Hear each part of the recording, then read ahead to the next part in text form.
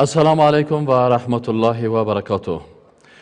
دوستان عزیز، بیننده های گرانقدر برنامه 1400 سال، السلام علیکم و رحمت الله و برکاته.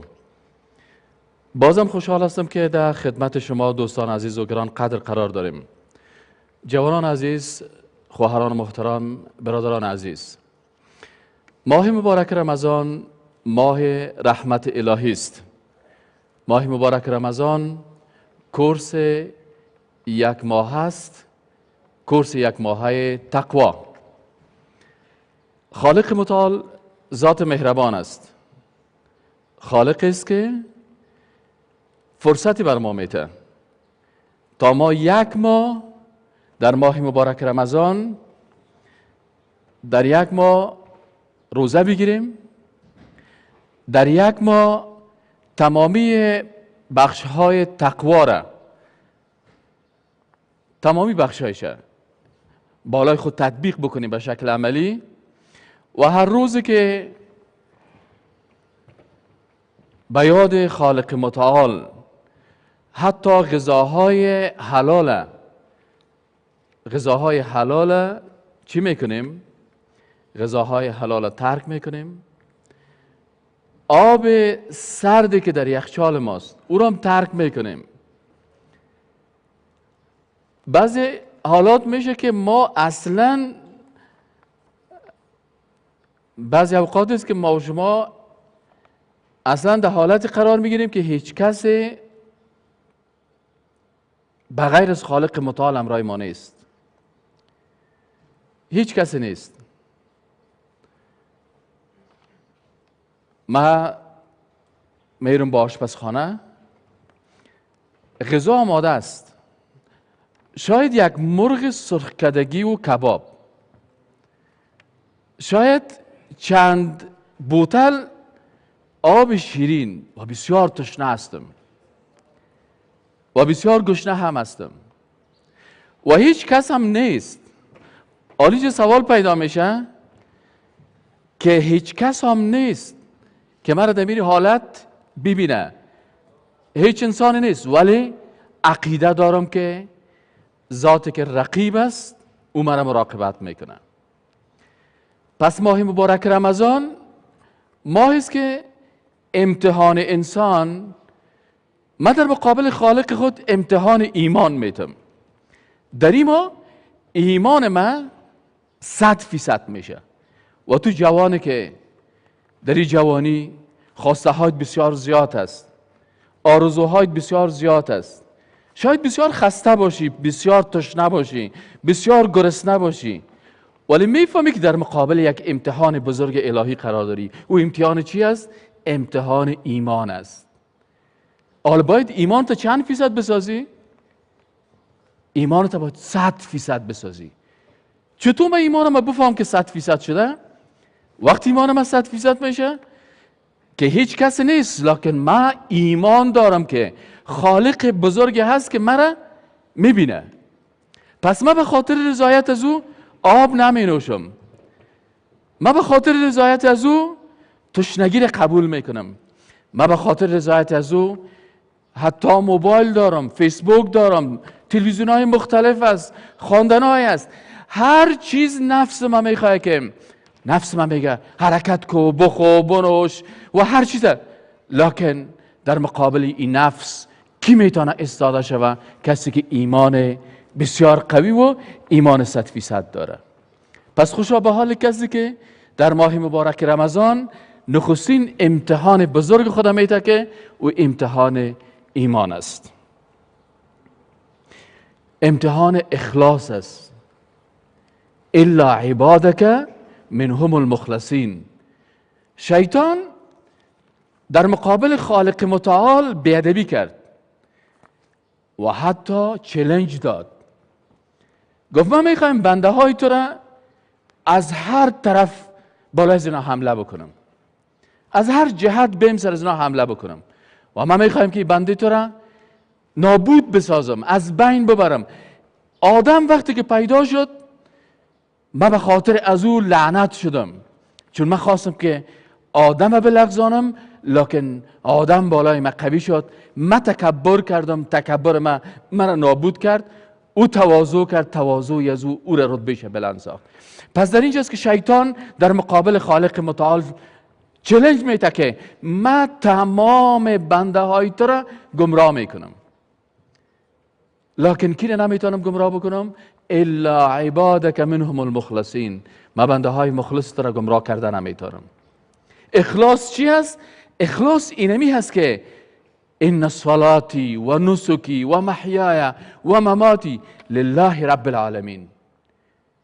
نمازم به خاطر رضایت الله هست، عباداتم به خاطر رضایت الله هست، نشست و برخاستم به خاطر رضایت الله هست، زندگیم به خاطر الله هست و مرگم به خاطر الله هست. به این خاطر این انسان مسلمان وقتی که میبینه که در ماه مبارک رمضان اخلاص بسیار قوی پیدا میکنه و به این شکل به خالق متعال فقط او را مراقب خود دانسته، در لحظات بسیار دقیقه که سرش بسیار فشار می، خصوصا ماه مبارک رمضان امسال بسیار گرمی هست، درجه حرارت بسیار بلند است. بسیاری وقتها مثلا یک شاگرد یک معلم میره درس میخونه، شاید امتحان داشته باشه، شاید یک خواهر ما درس داشته باشه کار بکنه و تمام از اینا، ولی بالاخره با وجود همه بازم اخلاص خود با خالق خود فراموش نمیکنه. و یکی از فلسفه های رمضانی است که انسان مسلمان باید روزه چی باشه؟ روزه کامل باشه. روزه کامل کدام روزه است؟ روزه است که دست انسان روزه دار باشه، زبان انسان روزه دار باشه، چشم انسان روزه دار باشه، قلب انسان روزه دار باشه و تمامی اعضای بدن انسان روزه دار باشه. حالا ما میخوایم که تمام اعضای بدن ما روزه دار باشه، پس به این حساب قلبم در فکر فقرا و مساکین است، فکرم به یاد مساکین است. من که تشنه هستم، همه چیز دارم، شام نزدیک است، اما او فقیر و مسکینی که هیچ چیز نداره، بعد از شام چی خواهد کرد؟ به این خاطر انسان مسلمان کوشش میکنه که تمامی اعضای بدن از او روزه دار باشه. منتظر سوالات شما هستم.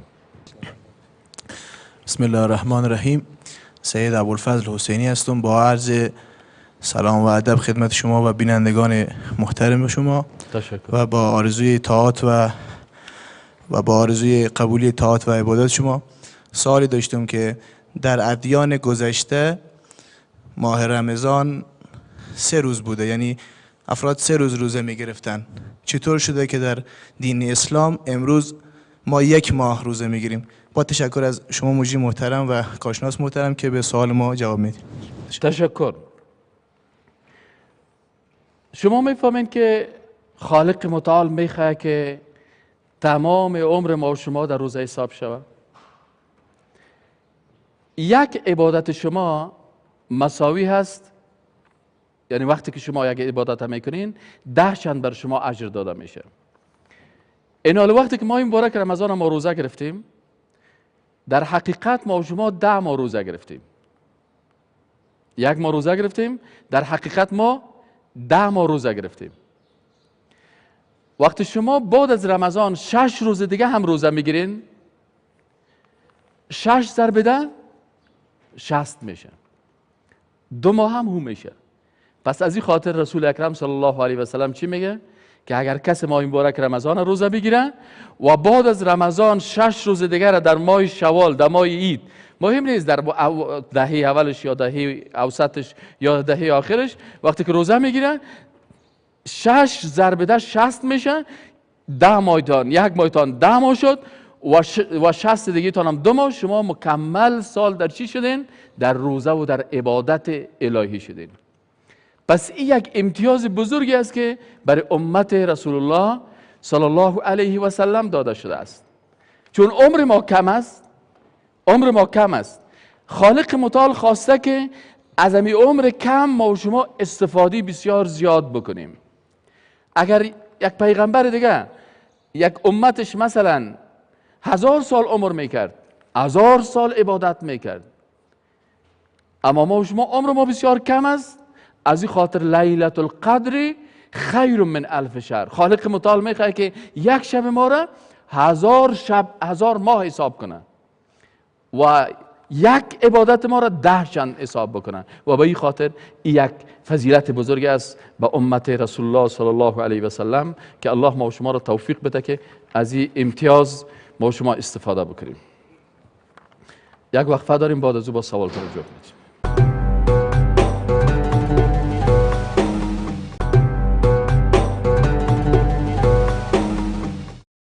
دوستان عزیز، باز هم سلام و احترامات ما را قبول بکنین.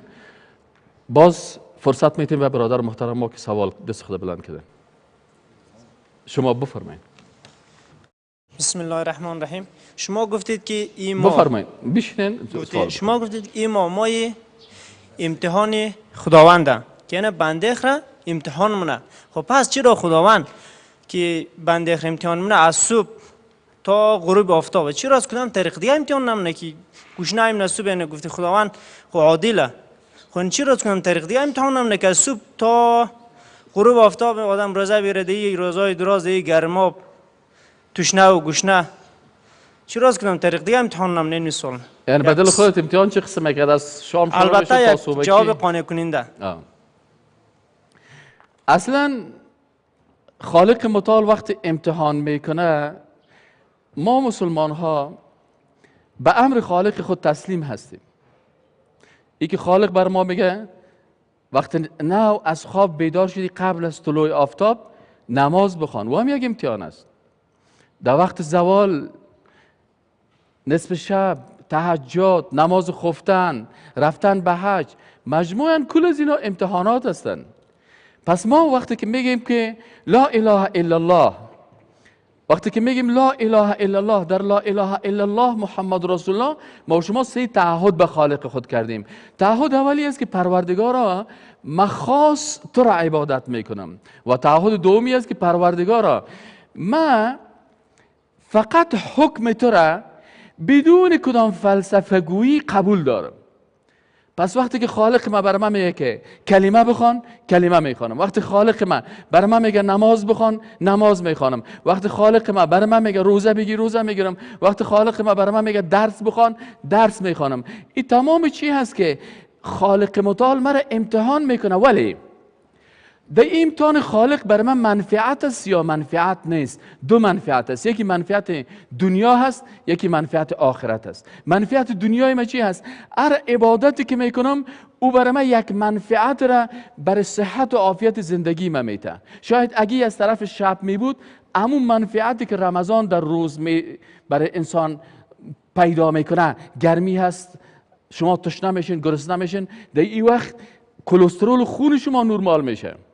وقتی که دکترای طب میگه که وقتی انسان روزه میگیره، اگر از طرف شب می بود خلاص ما و شما شب نماز خفتن که خوانده بودیم قرار خو میکردیم، صبح که میخیستیم روزه گرفتی، ولی روزه گرفتم و یک ماه سر توی تاثیر هم نمیکرد. اما حال وقتی که از صبح تا به شام تو یک کم مشکلات میبینید، این مشکلات سبب چی میشه؟ سبب از این میشه که یک وقتی که چربی هایی که در وجود تو هست، مثلا بعضی چیزایی که شحمیاتی که در معده تو هستن که بند ماندن، بسیاری از رگ های خون تو که اونجا چرب شدن، کل ازیا چی میشه؟ در حقیقت خالق متعال میخواد که تو یک کمک مشکل ببینی ولی در مقابل از او صحت بسیار زیاد پیدا بکنی. از این خاطر تعیین وقت خالق متعال میکنه و خالق متعال خودش میفهمه که چی برای بندهش بهتر است. و ما و شما چون میفهمیم که خالق متعال رحمان الرحیم است، وقتی که رحمان الرحیم است، اگه برای من میگه از صبح تا شام روزه بگی، یک امرش است، به اساس رحمتش است. و طبعا وقتی که من این روزه گرفتم، مرا در رحمت خود میپوشانه و این بزرگترین دستاورد است برای انسان مسلمان. برادر دیگه؟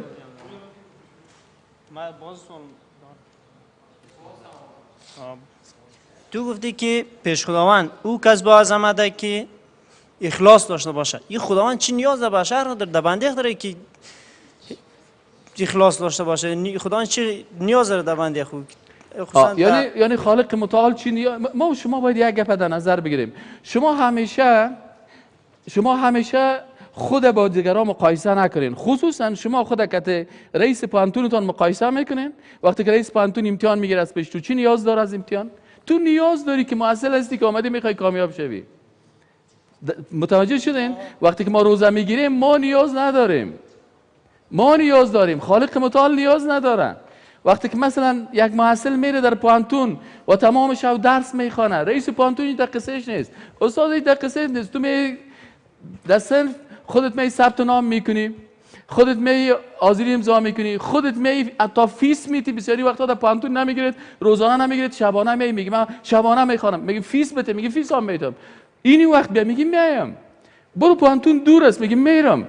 نیاز از تو هست نه از استاد، نیاز از تو هست نه از رئیس پانتون.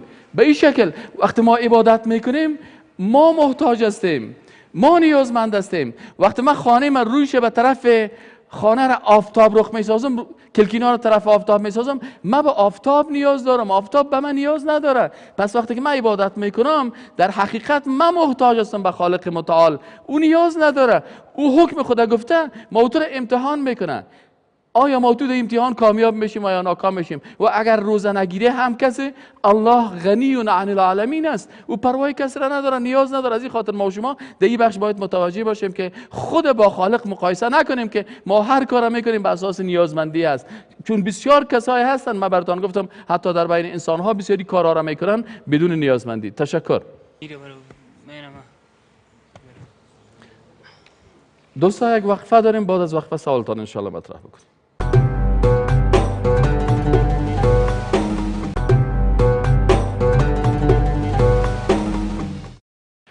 دوستان عزیز، علاقمندان گرانقدر برنامه 1400 سال، باز هم از شما سپاسگزاری میکنیم که تا این لحظه با ما هستین. دوستان عزیز، میبینیم که رمضان ماه رحمت است و جوانان ما هم در ماه رحمت انشاءالله سوالای بسیار مهربانه میکنن. بفرمایید. بسم الله الرحمن الرحیم. نخواست از همه اولتر سلام و احترامات خش به استاد محترم و بینندگان عزیز خیر مقدم عرض می‌دارم. تشکر، زنده باشید. و امروزی که گرد هم جمع شدیم و می‌خوایم معلومات در باب مبارک رمضان داشته باشیم و سوالی که در پیش ما خلق شده که دو سوال هستند. یکی سوال اولی هستند که انسان‌ها برای چی روزه بگیرد؟ خدا را بشناسد یا نفس خود را پاک کند؟ یک. و دومی دیگه سوال، آیا روزه از نگاه صحی منفعت دارد؟ همین قدر سوال. تشکر برادر محترم. خب وقت ما روزه میگیریم، ببینید در آیت قرآن الله سبحانه و تعالی چی میگه. اعوذ بالله من الشیطان الرجیم، بسم الله الرحمن الرحیم. کتب علیکم الصیام کما کتب علی الذین من قبلکم. کتب علیکم یعنی فرض شده بالای شما الصیام و روزه کما کتب علی الذین من قبلکم. آل دلیلش میگه که لعلکم تتقون، شما تقوا حاصل بکنین. تقوا چه قسم حاصل میشه؟ که ما خالق خدا میشناسیم، مثل که من در اول برنامه براتون گفتم که وقتی انسان روزه میگیره در حالات قرار میگیره که تنها هست، غذا هست، نوشیدنی هست، همه چیز هست، لکن با وجود از این هم ایره کلش چی میکنه؟ ترک میکنه. در حقیقت اینجا رابطه خود با خالق خود مستحکم میسازه. در پلوی ازی بله با نفس خود، نفس بسیاری اوقات سر انسان غلبه حاصل میکنه. بعضی کسا هست که غلام نفس خود است، غلام نفس خود است. یک شاعر میگه این طرفه حکایت از بنگر، روز از قضا مگر سکندر، میرفت و هم از سپاه با او، آن حشمت و ملک و جاه با او، ناگه ز خرابه گذر کرد، پیر ز خرابه سر بدر کرد، پیر نچو آفتاب پر نور، در چشم سکندر آمد از دور، اسپران بدان مغاک چون گور، پیر از سر شغل خود نشد دور. ناگه سکندر سر از این قار میشه، میبینه که شخص اجبر از احترام نمیکنه، میگه گفت بهر چی نکردی احترامم؟ آخر نه سکندر است نامم؟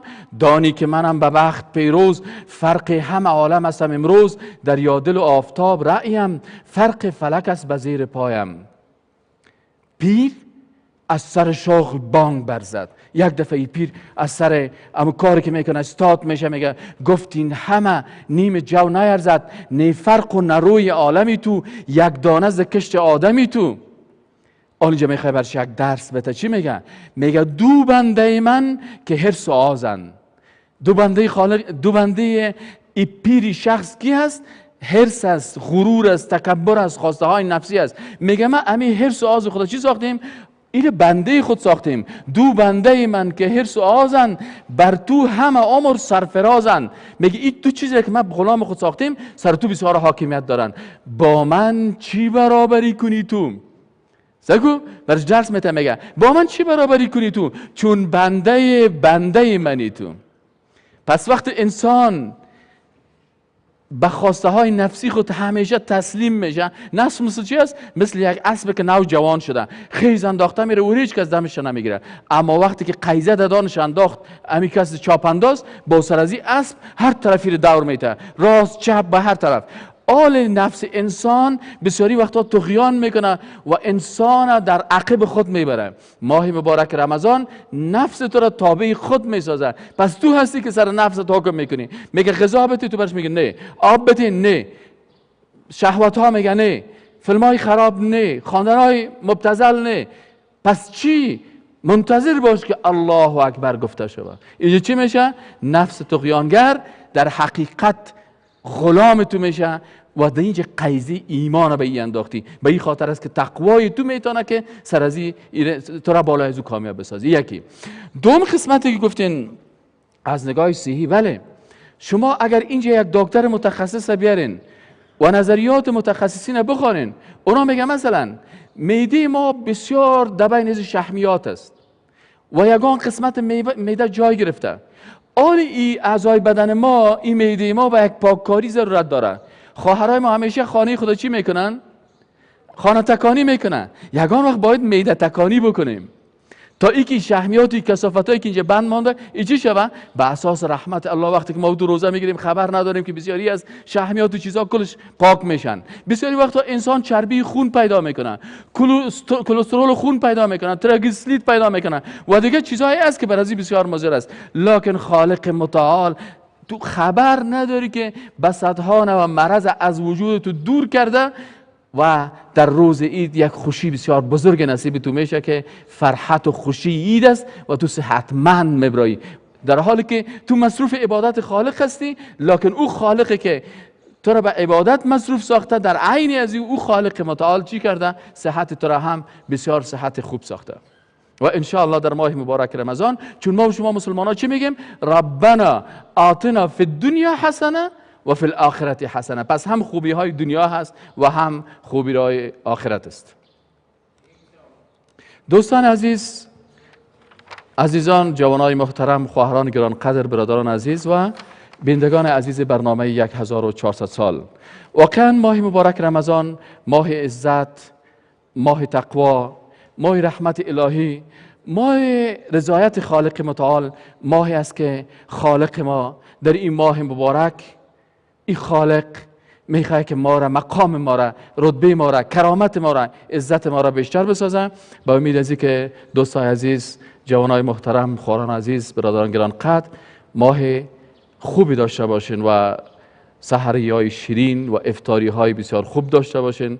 با عبادت خوب ماه مبارک رمضان را تجلیل بکنین، این ما را عبادت بکنین، با امید از که عبادت های ما قبول شوه و عبادت های شما دوستایی که ما را میبینین از شما هم قبول شوه. شما را به خالق متعال میسپارم و السلام علیکم و رحمت الله و برکاته.